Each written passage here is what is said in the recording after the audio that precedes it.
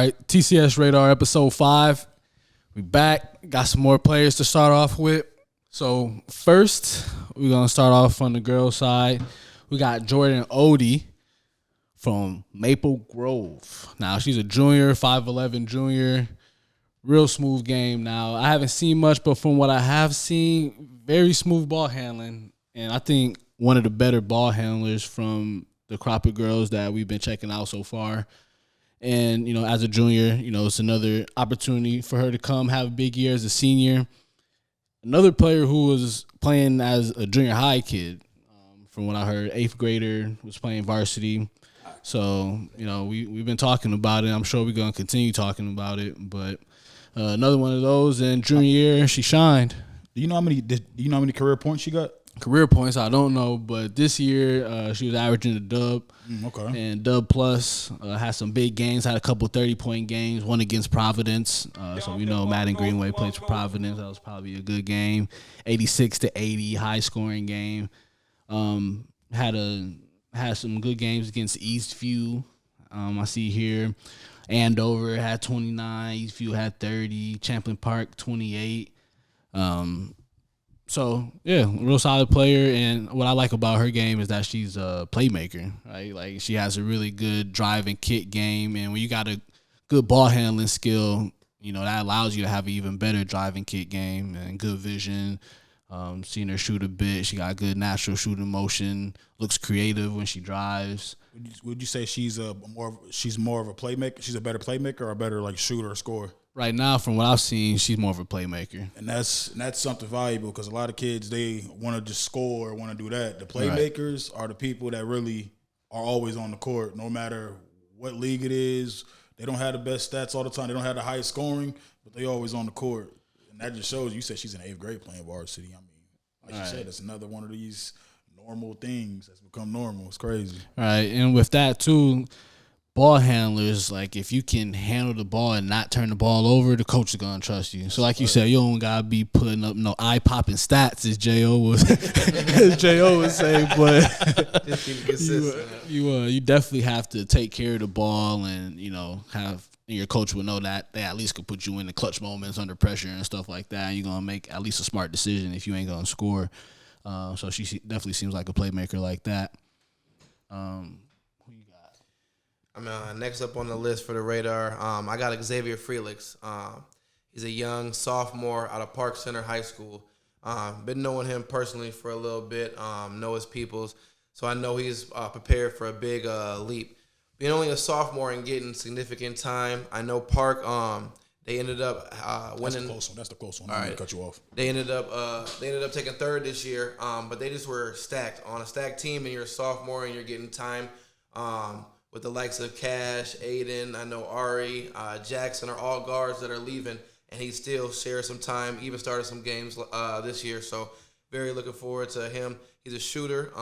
One thing I liked is he challenged, you know, the big names on his teams, and I know he likes to play defense. So not just most shooters are pretty boys and, you know, shooting and they you know what I'm saying, they'll guard. You know, maybe Lucas, you know, we ain't gonna say too much about him, but we will later. Yeah, we will later. But definitely shouts out to his pops. Brandon Frelix got that boy ready. I know he's gonna have a great 2-year span. He's already had some state experiences getting his first dunk in the third place game against Farmington, and also had I think he had 12, 5, and 2. So really looking forward to see what he got later in his last 2 years. Nice, yeah, and it's the fact that you get to be a rising junior on a I'm gonna say a powerhouse team. We're gonna say Park Center is a powerhouse at this point, last few years. So yeah, I think that's an exciting position to be in. I'll be geeked for sure if that was me. 6'3" combo guard. So looking forward to him. He's not even an upperclassman yet. So the future is bright for Xavier Frelix. Yeah, and like situations like that, like a player who got 2 more years left, you'd be thinking like, how many players want to come in and play with him or with her. You know what I'm saying? Like that's that perfect window. Everybody, all right, let me try to get a ring, you know, let me try to team up. But so yeah, it'll be interesting to see what happens with Park Center with so many upperclassmen leaving. And they had like a top 5 player this year in the state. Yeah. So Brady Wooley from Orono. Yeah, man, Brady Wooley, man, from Orono, man. I ain't gonna lie to you. There's not a lot of stuff on him recently as far as like footage. There's some little highlights out there, but from what I've seen, he's real dominant in the paint. He defends the paint area well. It appears from what I saw.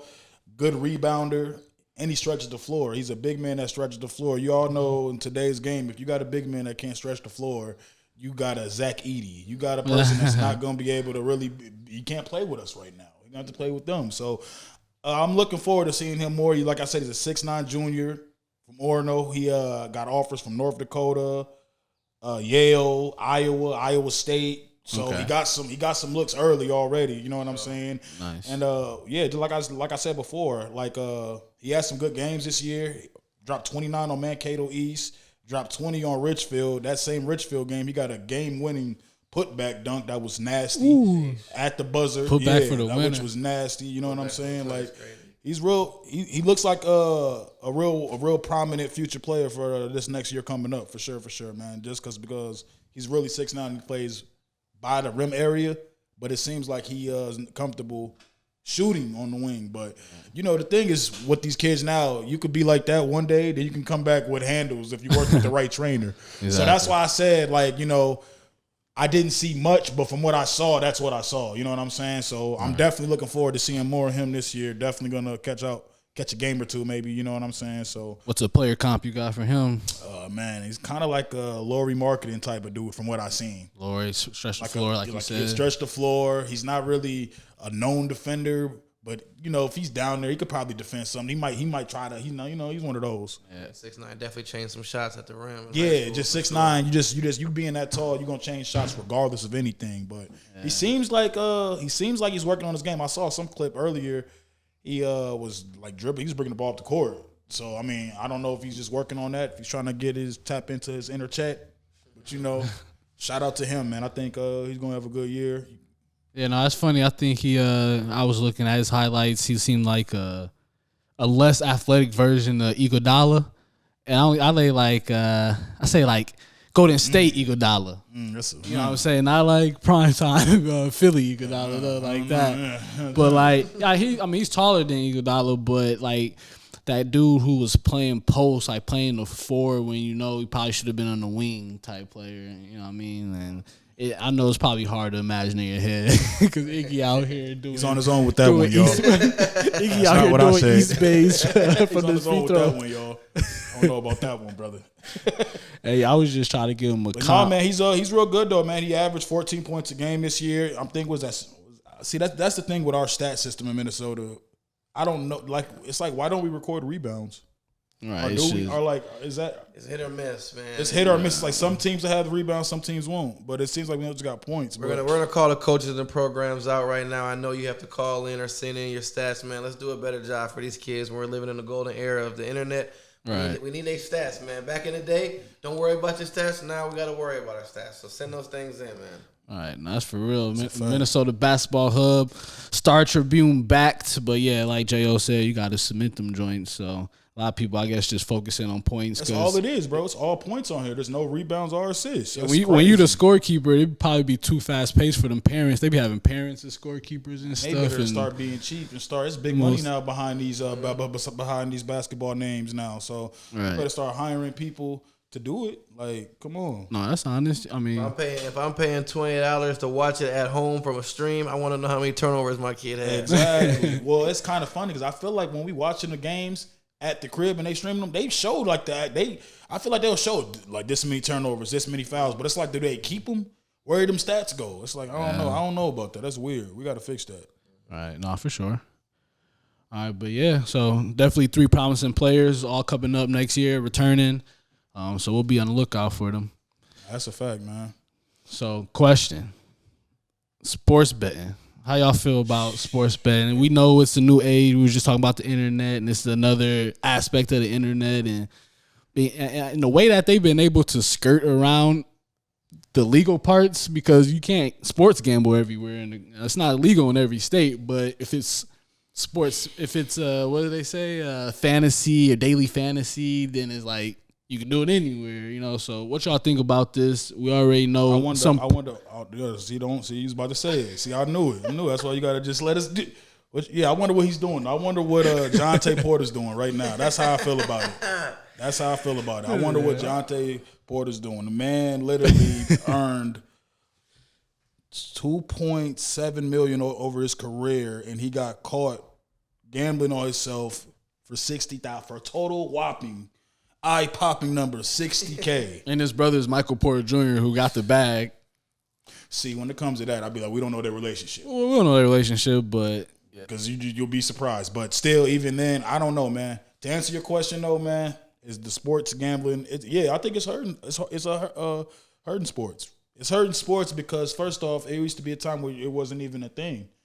It was like a backdoor thing, right? Mm-hmm. But now it's like corporate. It's public now. Yeah. Which I get it. You know, they've realized that we will make more money if we all just do it public. So it's one of those type of things. But when you look at the many contradictions it has with the actual athletes, it's wild. You expecting athletes, that's a lot of temptation right there.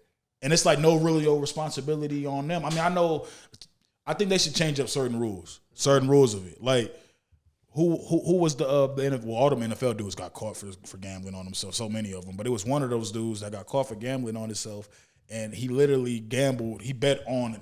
It was like he bet on himself to do good though. It wasn't like to underperform. Okay. He was betting on himself to be the over and shit. And like he got suspended for that. And I'm like, I don't know. I don't like that. Like they said, 5 players got reinstated from that. So they must. Yeah, I was gonna say you might have to read that article. Then I'm. Let me know when you got that ready because that's crazy. Because the fact that it was like I swear like 12 of them. I'm like he's suspended. The NBA, I feel like it's a little bit more calmer. They're a little bit more smoother. They know how to. They've been through this already with the ref. Tim Donaghy. Yep, they already been through this with him. So I feel like NBA players definitely still do it. I'm not buying that. I done seen too many games where they're up by 30 and something happened, and then you see somebody on the bench react a certain way. So it's like, nah, you know what I mean? But no, I think it's ruining the integrity of the game because people don't care. Look at the fucking play-in in the NBA.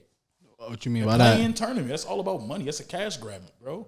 They're not making as much money as they once did off the playoff. Maybe people aren't watching the NBA finals like how they watched the Super Bowl. That's why when I was one of those naive people because we grew up in the era of great NBA finals. But like when you talk about the wholesome of the events, ain't nothing messing with the Super Bowl, bro. That's culture. So much money's being made, and it's like basketball now. They have to kind of resort to the gambling just to make a bag. That's why I said the play-in tournament. That was all about money, bro. That wasn't to be competitive, not to me at least.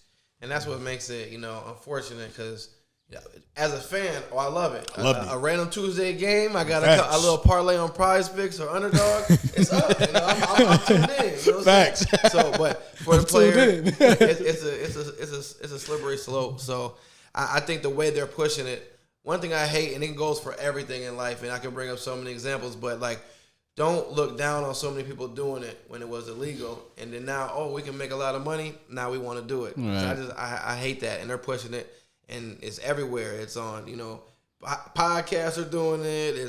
I'm on Snapchat. I see commercials for it. Taco Bell damn near wants you to gamble. You know what I'm saying? So it's just getting overwhelming, and it's like, damn. It's like, is it even about the sport anymore? Literally, what you said, overwhelming, man. Because I can't turn. Even with the alcohol stuff, bro. Like, don't get me wrong. When we was kids, they were showing mad beer commercials. Beer. Bro, I barely see a beer commercial. They, like, straight up Hennessy. Go get you some Hennessy. Like, it's tequila. Up. I'm like, bro, what? Like, little kids know what Hennessy is. Like, we knew who Hennessy was through Tupac. Or, like, the rappers or whatever the case is. But, like, the way everything is kind of intensified, it's different. Like you said, it's overwhelming because I'm getting tired of seeing Prize Picks and this and that. I personally don't gamble. I don't knock anyone that do. I just don't. I get mad when I lose. I'll be like, man, I blame myself. I don't know. But it's overwhelming, like you said. And I think, Jonte Porter is just a small example. What's going on? Y'all think there ain't top dudes who we think is top dudes? We hear about these fines. They say these fines really be hurting them. They get paid every 2 weeks like everybody else. I don't think people know that. Yeah, they do. They get paid every 2 weeks like everybody else. Their checks just look way different than everybody else. So the fact that he's doing that, it kind of puts in question who else could be doing that. Who else would be doing that? Who's better at it than him? Because this is a game, man. When you add that type of stuff in there, boy, you're you're gonna make people resort to their own little matters. So, yeah, man, it's I think it's hurting it. It's getting shaky. But with that being said, I got Luka over any point prop he got for the next game. Backs against the wall. So I'm gonna tell you, that's a lock right there. That's just crazy, man. Speaking of the finals, man, that was one thing we was talking about the other day. Jim or Jaylen Brown, who's better? Who you gonna bet on? Me right now. See, I got a theory. Let's hear this theory, man. So I got a theory, man. The NBA is a wild place. It's a weird organization. It's run by straight up marketing and what we can sell, what the people like. It's for the people. It's one of those type of things.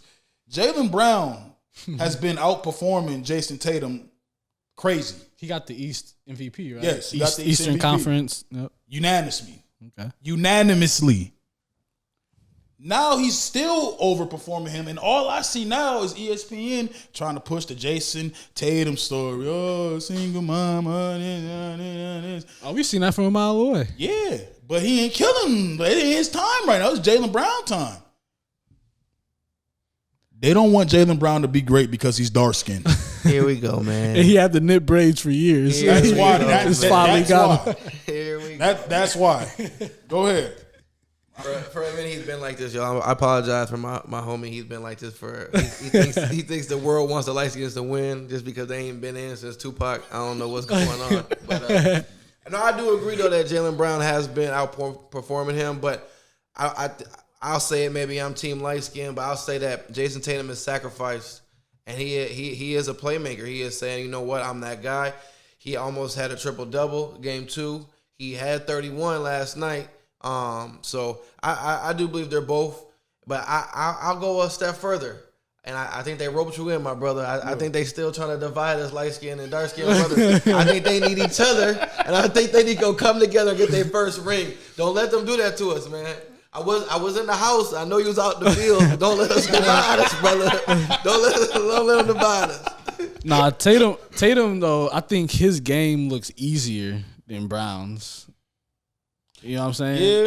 And it's like Brown kind of like gets to what he knows he got, which I ain't knocking him. I ain't saying that's a bad thing, but like Tatum just be doing a whole bunch of other stuff. You know what I'm saying? He'll make a difficult drive look easy because he'll, you know, be all long, take the bump, put it in soft. Like they're both amazing. They both are sort of like, you know, stars in the league or whatever. I just always felt like Jaylen Brown always had a chip on his shoulder, and I'm like, it's gone now. They got to give him his love right now because, quite frankly, I don't know how long you can keep that up. That's the main reason why when we talk about careers, I think Jason Tatum's going to have the way better career.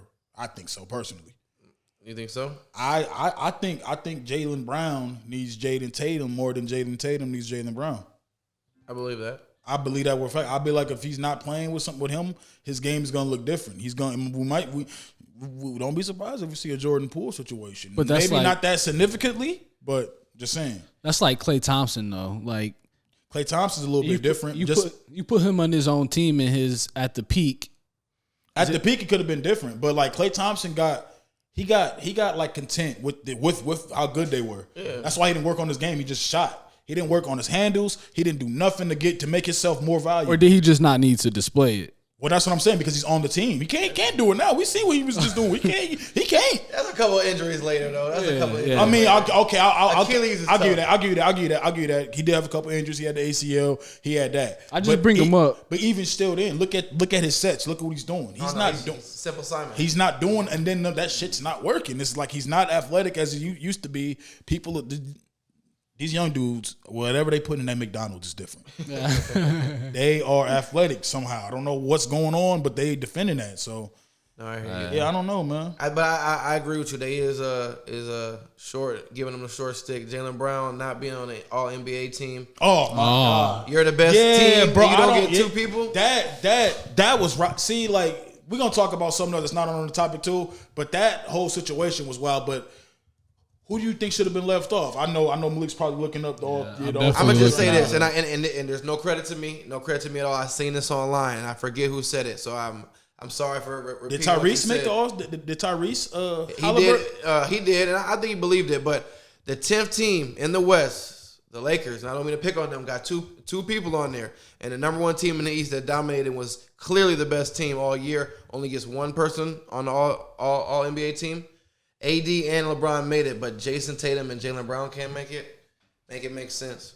See, that sounds like some politics stuff because even if you take Brown off, that's almost like, just to switch, give a good look comparisons. That's like the Caitlin Clark WNBA Olympic team or whatever. Some would argue, not even really her. Like, let's say a player like Enrique, how she didn't make it, and then you look at the roster, you like, they need a big man. That's why Brittany Griner on there. You look at that, we need them. Why is Diana Taurasi on here though? Really? And it's like because her name's Diana Taurasi. Exactly. I think LeBron made the All NBA team this year just because his name was LeBron. Like, I mean, Kevin Durant and Booker both made it too. Like, they got to change the narrative then with the whole how they make the team because Devin and Booker they underperformed more than anybody. And you're this gonna year. put both of them on there. I have both of them on there, man. But I don't know. But like with the record as well, like how much does your record reflect? Clearly, how the much you record should be don't on it? matter to them because if the record meant anything, if that's just me, and I'm a T-Wolves fan. I think Victor should have won Defensive Player of the Year as a rookie. Bro had didn't he have like 160 some blocks? It was stupid. It's crazy. Bro, he broke records that we ain't seen. Like, I don't know. So like me, I think when this comes to individual stats, you saying who the best defensive player, who got the most blocks, who got the most steals. I understand the intangibles is in the game, but if we're basing it off that, how you gonna rank that? If we don't rank intangibles, you can't see them. Yeah. That's like the record is the deal breaker. Yeah, bro. The tiebreaker. Like, even us, Rudy felt he won it because we first off we have the best defensive team. We would have been the best defensive team without Rudy, if you ask me. We still would have been like second or third, maybe. Probably. He just played his part to the point where it's like, boom, we got to give it to him because he probably got the most blocks out of all these, and he's the former one. Right. But I don't know, bro. I think that him being left off there definitely is one of those situations where it's like we got to give it to the bigger name. Build them up. Yeah. Build them up for sure. And here's a few snubs. You got like BI.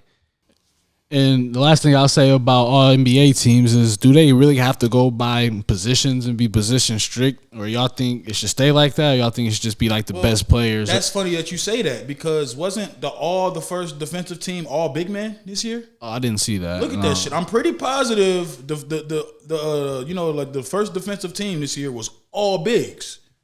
That's crazy. I'm pretty positive that's what it was. I remember seeing something like that on Twitter. Being all bigs and we value on-ball defenders more than rim protection. It's like a walking contradiction, bro. I don't get the logic behind it. Like, yeah, outside of Smart, is that true?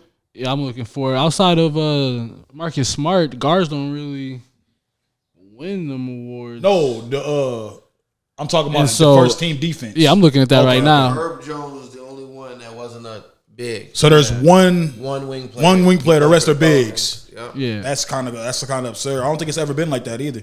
Yeah, I don't think so either. But bigs usually win the award in general. But I agree, I've never seen that. No, no. Defensive Player of the Year awards, yeah, for sure. But I'm talking about like the teams. Like, bro, I'm pretty sure like when. And then my bad, not to cut you off. The second team is like all guards. Yeah, that's what I'm saying. Like I swear, before this year it was like it'll be guards on. Like Patrick Beverly was first team. Tony Allen. These dudes was making first team defenses. You know what I'm saying? Yeah. So I don't know how they're changing it, how the metric is being graded now. I don't know, but it's too much of this little science, these little nerds that didn't really play ball coming up with these fake analytical stats. Like, you ever watch ESPN and they say, oh, he's the only player to score 30 points on a Tuesday after only playing 15 minutes the night before. Like, wait, what? Y'all making up stats just to make it look good. Like, so I don't know. That's their job.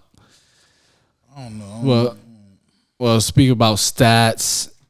What y'all think about Dan Hurley? Because, you talk about like guys get coaching positions who, they just the nerds. They ain't really hoop. We know the Lakers right now interviewing JJ Redick, but it's because probably we got Dan Hurley who turned down the interview offer. Right? He turned he got interviewed by them. He turned down the job. The job offer. Yeah, he didn't want the job. So he's gonna return back to UConn, coming off a national championship. What y'all think about that? I mean, what do you, as Hurley, like you come back, like you said, back-to-back championships, what are you giving me? You're giving me a LeBron that is year to year. I don't know where he's going. He might follow his son. All Anthony Davis is he's been Anthony Davis, but he hasn't been consistent. I think that's a trap door, and I wouldn't take it, and who am I, you know what I'm saying? But you're going into a situation where you've seen every coach be the scapegoat of why LeBron didn't make it to the finals. It's either help or the coach. So being your first NBA, I believe his first NBA gig, I think he was like, you know what, I'm going to go back home. He might not win the championship next year, but he's not going to put himself to where he can't excel and maybe, move forward in the league. That's tough to coach LeBron, man. It's very tough. You have no job security. There's no job security with LeBron. They say every coach that coached LeBron, besides I think Mike Brown, only lasted 3 years. 3. He don't have many coaches. You see, he tried to get y'all. People don't know. He tried to do that stuff in Miami, and Pat Riley's like, "No, you don't do that. I do that. Eric ain't going nowhere. Eric stays here. And he's still there. Yeah, he's still there. He is a very underrated coach, if you ask me. For sure. But no, man, I think Dan Hurley turned down the job was like, it was probably a personal decision, and he ain't missing nothing in the NBA. Like you said, you're coaching LeBron James. I get the money might be better, but listen, that college stuff, they make money too, especially them college coaches. I'm pretty sure a top college coach make more than I ain't gonna say a top NBA coach. It depends, but I can probably argue that like a Dan Hurley's making. Yeah, I don't know. I'm not gonna say that because I don't know that might be something to look into. But no, I mean he got a chance to make history. Ain't nobody ever won 3 championships back to back in college basketball. Well, since Wooden I know from UCLA. I think Florida was the last team to do it. They won 3 though. No, 3? Oh no. That's what I'm saying. 3. Yeah. I think was it Jonathan Wooden? Is that? Yeah. Was it one of his teams that did that? I believe so. And I think they won like 4 or 5 in a row. I believe. And that was like what 70s? Yeah, that was like the 70s. When Luau Cinder was playing with him. Luau Cinder. That wasn't even. Yeah, exactly. Y'all don't. Yeah, y'all. A lot of y'all won't even know who that is, but y'all know who that is. Exactly. Yeah, that's crazy. But no, man, he got a chance to make history with that, especially in a time right now where college basketball, at least for the men, is not really the highlight right now. The girls got to shine. The women's college basketball is more exciting than boys college basketball. I can't lie. So man, it looks like Hurley was making about $6 million, a little bit over $6 million a year with his breakdown. And his bonuses was crazy for going back to back. His Final Four bonuses, Elite 8, stuff like that. So donations, donations. They don't gotta say donations no more. Everyone get paid. Yeah, now. honestly, you ain't gotta hide it for real. In-kind contributions, whatever they. That's real legacy over there. Like that whole franchise. Like he won another one. You're gonna like. It might be a point where we have to start asking, when is UConn on there? Because how many did my boy get there that was coaching Kemba Walker? UConn's old coach. I think he got 2 or 3. He got 2 or 3? Yeah.